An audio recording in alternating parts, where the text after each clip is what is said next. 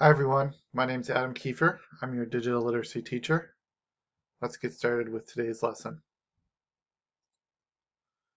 Digital literacy is learning everything about how to use computers, phones, and tablets, and all the tools and apps that we use on those. It is also about learning the language and vocabulary of using all those tools and devices. In the past, I've done some lessons about icons, email, texting, but today's lesson is going to be about basic online safety, privacy, and preferences. This is part 2. If you want to, you can go back and view part 1. So, basic online safety. Let's get started with today's lesson. So, I want to start with some basic features of Google search. Okay, so log into Google, your Google account, and you should see your picture or your letter of your initial of your name. You can click on the toolbar, the waffle menu, and then click on search. Then click on settings, search settings, and then you can turn on safe search and make sure to save that. So that's one way to do it. That's a little bit longer way to do it. What does turning on safe search do?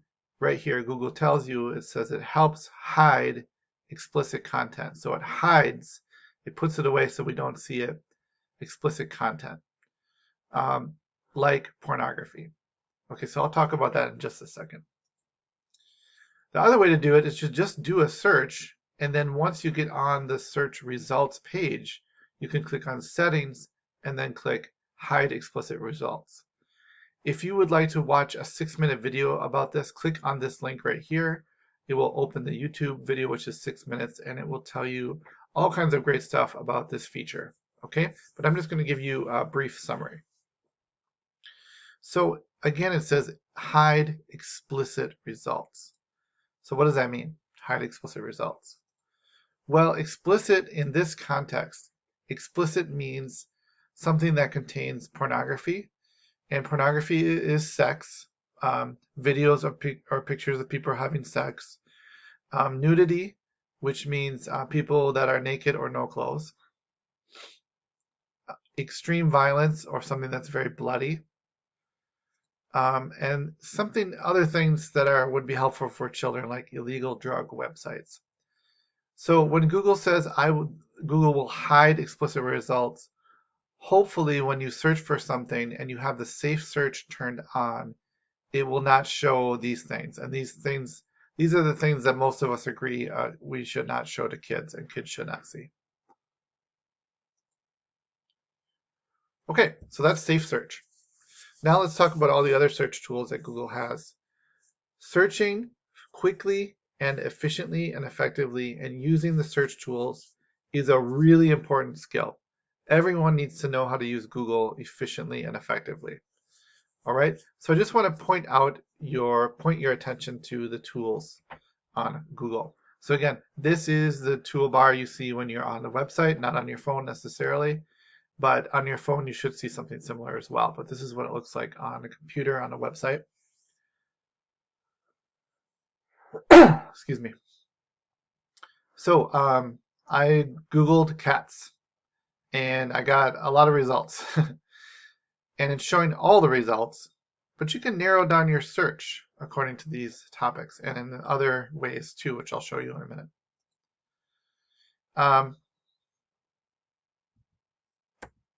So let me show you what I mean. Okay.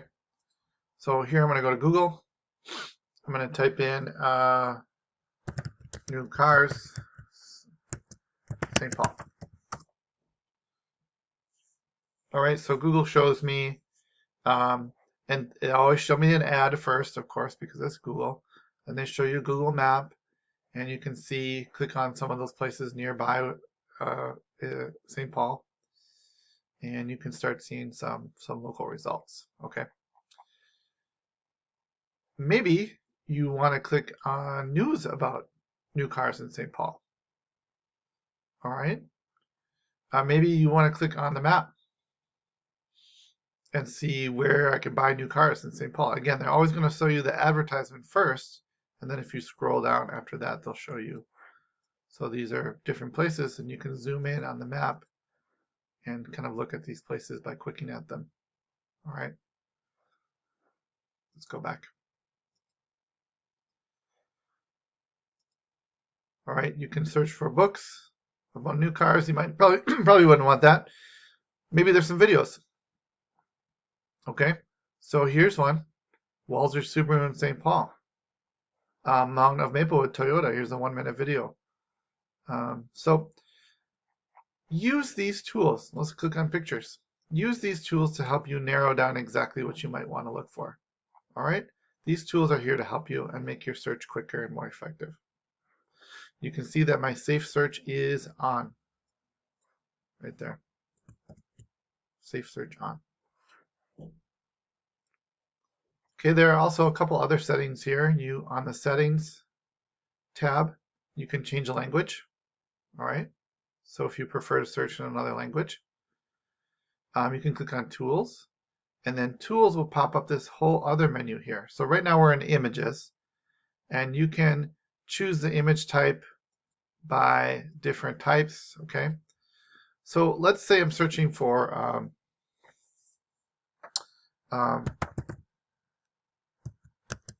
news about COVID. Okay. In Minnesota. Do a search for that. Okay. So I can get some images. I can sort, if I click on the tools, I can sort the images by time. So I can see images that are new in the past week, images that are new in the past 24 hours. Because I want the most recent information, I want stuff that's up to date about COVID. So that's a great filtering tool. I can click on news, and then I can click on tools and do the same thing. So I can sort by, let's say, news from the past 24 hours about COVID in Minnesota. And then I can see the articles that just came out. So this one 49 minutes ago, this one 3 hours ago, 20 hours ago. So I can get the latest news on the topic. So use that tools feature to get exactly what you're looking for. Okay. Same thing with videos. If I go over to more and click on videos, if I'm interested in videos, if I'm interested in short videos, I can choose this, medium length videos, long videos. I can say, well, I just want a short video, and I just want it to be from the past week sometime, so I can just catch up on the COVID news. And here you can click on those and watch those videos. So use these video tools, use the ones that are built in here, click on tools, and use these to find exactly what you're looking for. And if your kids are using your computer, turn the safe search on. Again, you can do that in settings, and then you would click hide explicit results.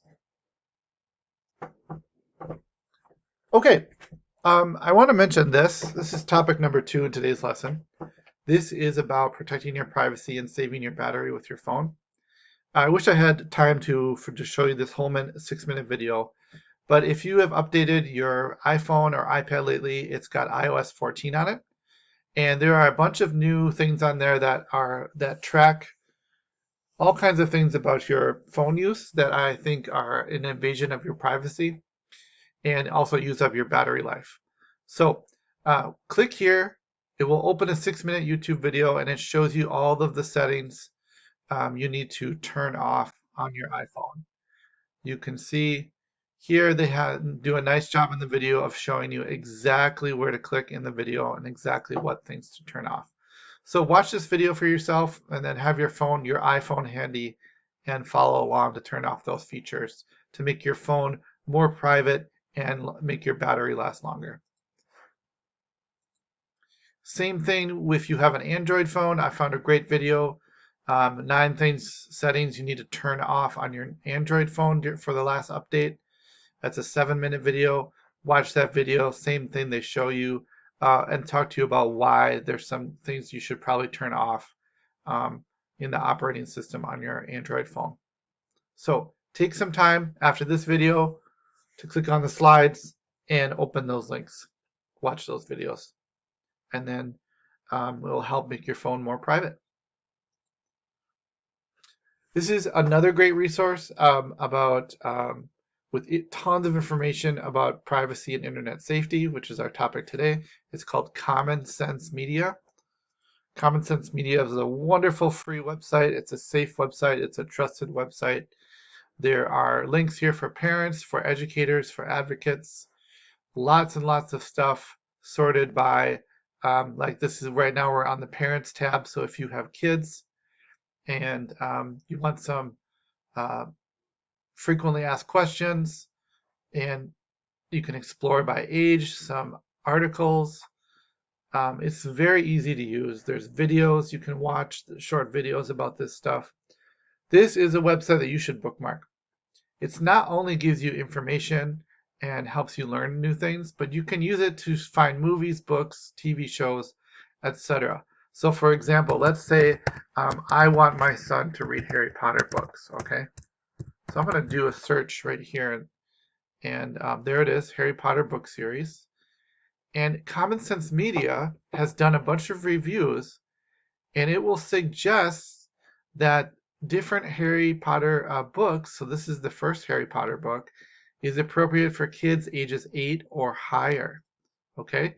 And then if you go down, you'll notice that the last Harry Potter book is appropriate for age 12 and older because it's a little bit scarier. So this is a really helpful website, and then you can click on it to see why. Okay, so you can click on the title, and then you can see what parents say and what kids say, and the reviews, and what Common Sense Media says. Okay, you can read all that stuff here. They show you what's in the movie that might, or in the book that might not be appropriate for kids. All right. You could do the same with movies. So there's a popular movie people like to watch at Christmas time called Elf. And there it is. You can see that it's appropriate for kids ages 7 and over. And you can continue reading and see what about the movie is good. You can watch a trailer. You can see there's very little violence, positive messages, language is not bad, not much drinking or smoking, and read what other parents say.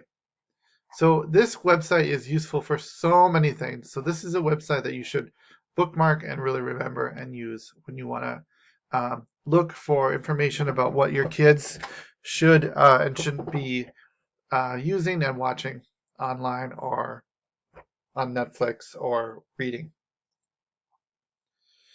So again, Common Sense Media, this link will bring you to a site that shows you best movies for kids, best books for kids, best apps for kids, best games, best search sites. So please click on that link, take a minute, and go to that website. Okay. I want to talk about personal online safety, or internet safety, or cyber safety. So cyber just means on the online or on the internet. Okay. And there's some vocabulary words that I think that are worth knowing. Okay, the first one here is cyberstalking. Cyberstalking is when someone uses the internet to stalk. Okay, stalk means to follow closely and secretly, and with the person who doesn't know that they're being followed, kind of like this picture over here. This person in the hood is kind of following what this person is doing online. So it's to harass. Harass means bother, and then it may include saying false things or defamation, slander, and libel. All of these things means saying things that are lies and not true about the person. And it could include other stuff like described here. Cyberstalking is possible, and it's a good reason why you should be very careful what you post online, and to keep things, your social media pages private, which we'll talk more about later. Cyberbullying is similar, but it is more overt and more direct. You can see here in the picture the woman or girl, I'm not sure, is looking at her laptop and she is reading messages. No one likes you. You are ugly. You are fat. You're a loser. You have no friends. So she's reading these mean messages and she's feeling sad and bad and mad and bad about herself. and she is being bullied. Bullied. If your kids go to school, you know this word bully. A bully is someone who hurts someone, who uses their power or their size to hurt someone or push someone around. So cyberbullying is using all of the internet tools, text, messaging, social media, email, to hurt, abuse, intimidate someone. Where is cyberbullying happening? Well, you can see here some very common social media apps, and you can see this data here that Facebook and Instagrams are the top places where people are experiencing being bullied, cyberbullied. If you want to see a great website with lots more data about this, click on the link right here. If you or your child is a victim of cyberbullying, what should you do? Well, if you're an adult and you see your kid or another kid being bullied, here's some things you can do. Ask your child to go over their list of contacts in their phone, their messages, their direct messages in their social media apps. Ask them about who they are communicating with. Ask them if there's any friends that they're afraid of, that they don't like, any people at school that hurt them or make fun of them or make them feel bad. Talk to your child. Talk to your kids about cyberbullying so that they know what it is and when it's happening, if it happens to them, and teach them not to do it to other kids. Tell kids that if they tell you they are being cyberbullied by someone else, that they will not lose their internet privilege. They will still be able to use the internet. Okay? Being open and calm with your kids, letting them talk to you about things that are bothering them without getting angry is really important. Okay? Sometimes kids will hide this from their parents if they think their parents will be angry. Don't be angry. Be calm and listen to them. If you know that your child is being bullied by a classmate at school, maybe it would be a good idea to talk with the teacher or the school principal, and they can work it out together with that other child. And then make sure you know your child's friends, okay? If they got a friend who's not a healthy person, who's only hurting them and is not being nice to them, then you need to maybe step in and suggest that they take a break from that friend for some time, or talk to the friend's parents about what's happening. You need to protect your kids from cyberbullying, and you need to teach your kids not to do it to other kids. The third vocabulary word is online predation. Predation. Predation is the act of underage minor. So in the United States, that's 17 years old or under. So it would be, as you can see there in the picture, someone reaching out through the internet to offer your children something, but they want something from your children, so they may want inappropriate photos or pictures or videos from your kids. And they may offer your children something in exchange, or they may threaten your kids. They don't tell your parents, I'll kill you, or they'll say, hey, I'll give you some money or a free video game or something if you send me a photo of yourself or something. So this is real, and you should just be aware of it. You don't need to be scared, but it just means you need to be connected to your kids and what they're doing and using on the internet. Okay, so this can happen anywhere from internet forums, chat rooms, direct messages, online games, any place where they can interact with anyone on the internet that they don't know. So how can you keep your kids safe online? Well, there's a bunch of things you can do as a parent. Okay, first one is you can schedule screen time limits for kids and devices. Maybe they can't use it at night. Maybe they can only use it after their homework's done. Okay, set limits.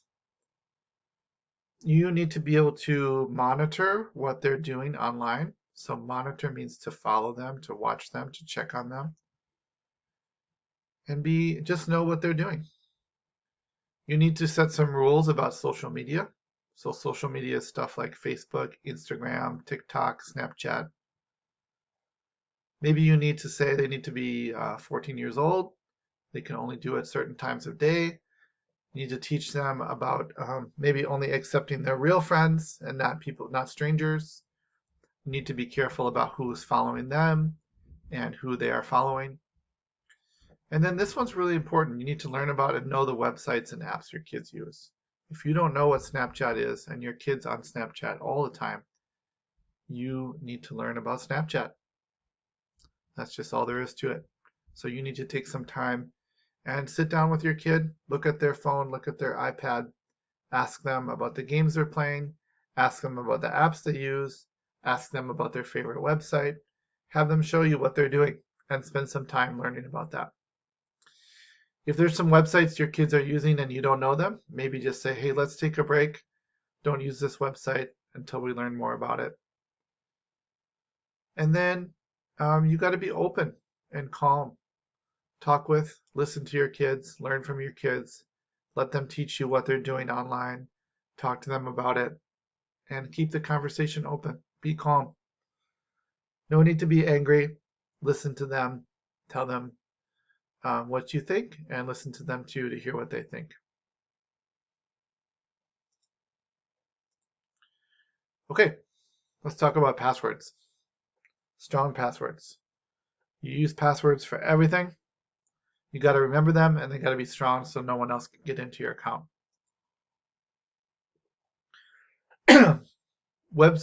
Passwords should be at least 8 characters, but more is better.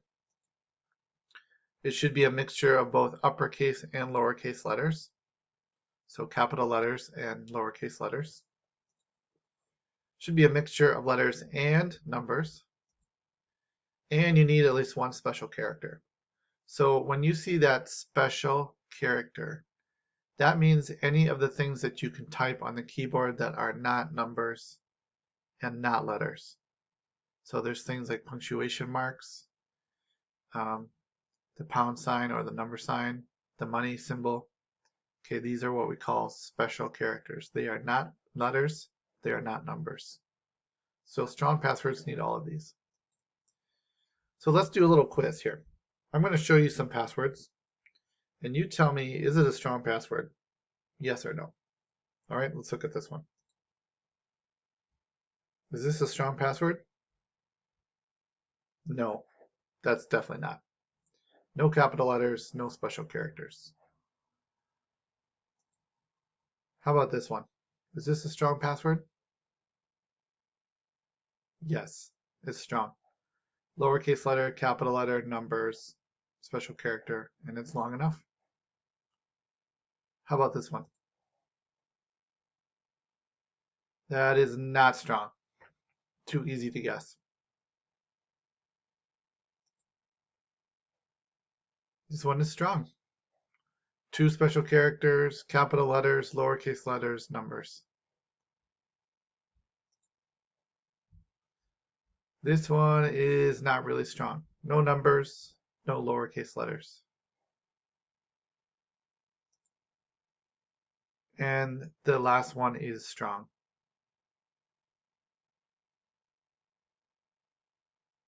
Okay, hopefully you can see why this one is not strong and why this one is strong. So this is my advice for you. Write down your passwords on a piece of paper. Keep it in a safe place in your home. Make a simple table like this.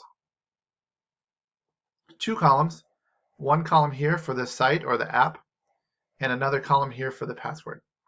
So the site is Facebook or the app, and the password is this. The site is Wells Fargo, and the password is this. And the site is Gmail or the app, and your password is this. Okay? Make a simple table like this. Use a pen, write it down, and then when you update your passwords or forget your password or change your password, cross it out, write it down on your piece of paper. Keep it in a place in your home that you know and is safe. Keep it away from little kids. Okay, you should also keep your phone locked with a PIN or a passcode. iPhones call them a passcode. You can call it a personal identification number too, that's fine. Okay, don't share your phone PIN with anyone. Don't share it with little kids. Your children shouldn't know because your phone should be private for you. Don't make it easy to guess like 44444. Don't make it sequential like 3, 4, 5, 6, 7, 8. Okay, so these are some tips for having passcodes on your phone. Got another piece of advice for you. It's to keep important phone numbers in your phone contacts. Well, what would important phone numbers be? Well, here's what I think. Your credit card and debit card 800 numbers, which are on the back of your card. If you lose your credit card, or if you see that someone is stealing money, you have the number in your phone and you can call the bank and they will put a stop on your card and you can let them know that it's missing or stolen. Find the 800 number on the back of your card, put it in your contacts. You should also have your car insurance or home insurance company and the account number in your phone. You should have your gas and electric company and your account number in your phone. You should have your internet provider company and the account number in your phone. You should have your cell phone company number in your phone. And you should have your landlord and building manager phone number in your phone. Okay? You shouldn't have to look for these in case you have some kind of emergency or something important happens or like an accident or whatever, or your internet goes out. Okay? Look these up today. Write the phone number and the account number in your contacts in your phone. Keep it in your phone. If you don't know how to add a contact in an Android phone, you can click on this video and it will show you how, or you can follow these directions. If you don't know how to add a new contact in your iPhone or iPad, click here to watch this short video or follow these steps to add a new contact. Okay, let's talk about social media. Here are icons for the 8 most popular social media apps in the United States. How many of these do you know?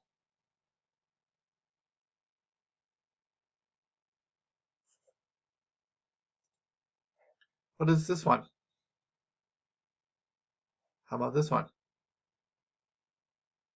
This one? This one? Facebook, Instagram, LinkedIn, TikTok. You may not know LinkedIn. LinkedIn is a professional social media website and app. How about the bottom 4? Do you know those? You should. You should at least know the name. Snapchat, Pinterest, Twitter, and WhatsApp. So these are the 8 most popular social media apps or platforms in the United States right now. And if you have kids, they're probably using several of them.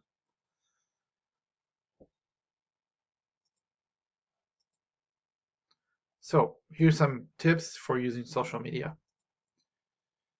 Keep your page or your account private. So that means only allow people to follow you who you know and trust. This is especially important for kids. You or your kids should not share any inappropriate photos or videos. This is really important for teenagers to know to not share videos and pictures of themselves doing things that are maybe illegal or inappropriate. Okay, because once you put it on the internet, it can be saved forever by anyone else who can see that. So don't share it. The other tip is don't share very personal information about yourself and your family. You should not share, for example, that you are going away on vacation for 1 week, because anyone who follows your account can see that and know that your house or your apartment will be empty.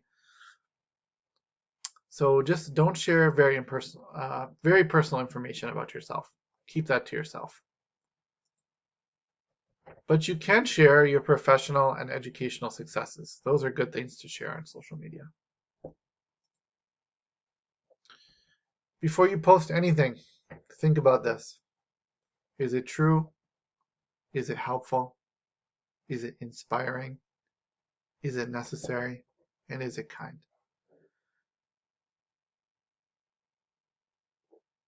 Before you post anywhere, think about this.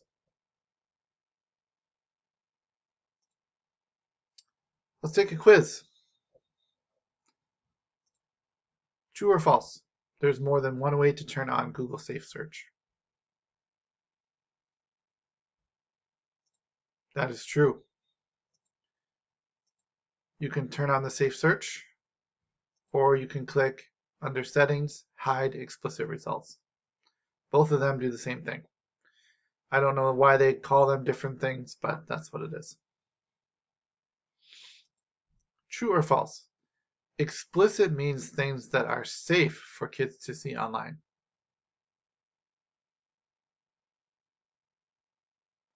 That is false. Explicit means something that contains pornography, extreme violence or blood, or something else harmful for children like illegal drug sites.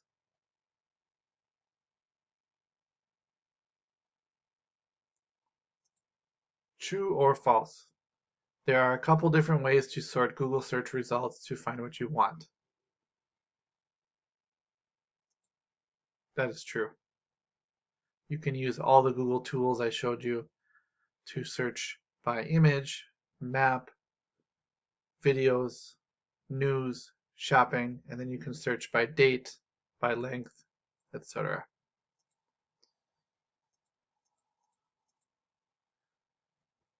Blank is using text, instant messaging, social media, email, and other forms of online communication with the intent to hurt, abuse, intimidate, or overpower an individual or group. A, B, C, or D?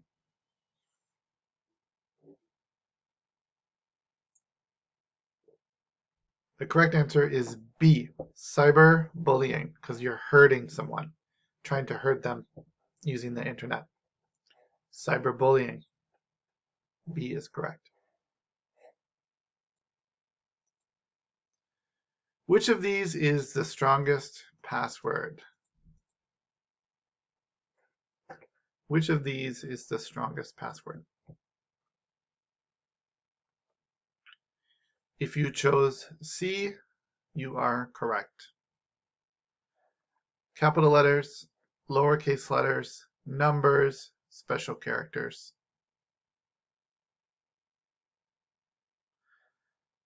A is really bad. B and D are okay. C is the best. It's the strongest. Should you share your phone's passcode or PIN with your kids?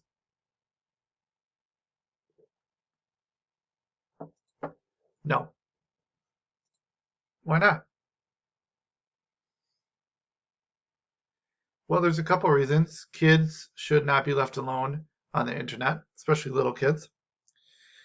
Kids could play with your phone and mess things up. They could delete things. They could send pictures. They could delete an email you needed to read. They could log into your account by accident. They could mess up a lot of important things on your phone. So yeah, you don't want to have your kids on your phone without you watching. So no, don't share that passcode with your kids.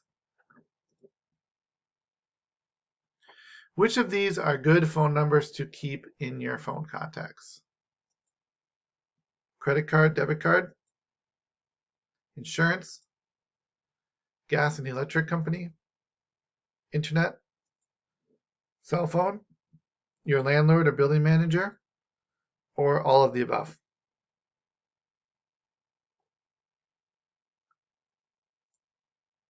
G is correct.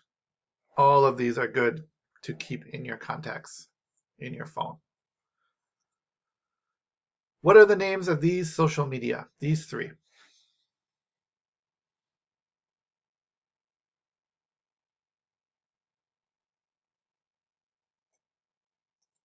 Facebook, Instagram, Twitter. If you don't know what these are, Google it or ask your kids. Ask them to teach you about it, ask them to show you. Or go to YouTube and search what they are. You can search, what is Twitter?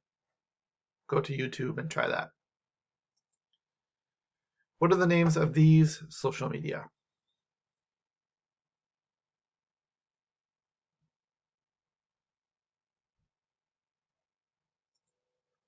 Snapchat, TikTok, WhatsApp. Again, if you don't know what these are and you don't use them, but your kids use them, you need to talk with your kids, have your kids teach you what they are, show you how they use it. All right, talk with your kids, and if you don't know, go to YouTube and search, what is TikTok? And you can learn more about it. Think before you post. What does the think stand for? THINK. Before you post, what do you need to think about? You need to think about, is it true? That's the T. What are the other letters? Is it helpful? Is it inspiring? Is it necessary? And is it kind? Okay, well, if you have some questions, you can email me. And I hope that you learned something new and helpful today. Thanks for watching, and I'll see you next time.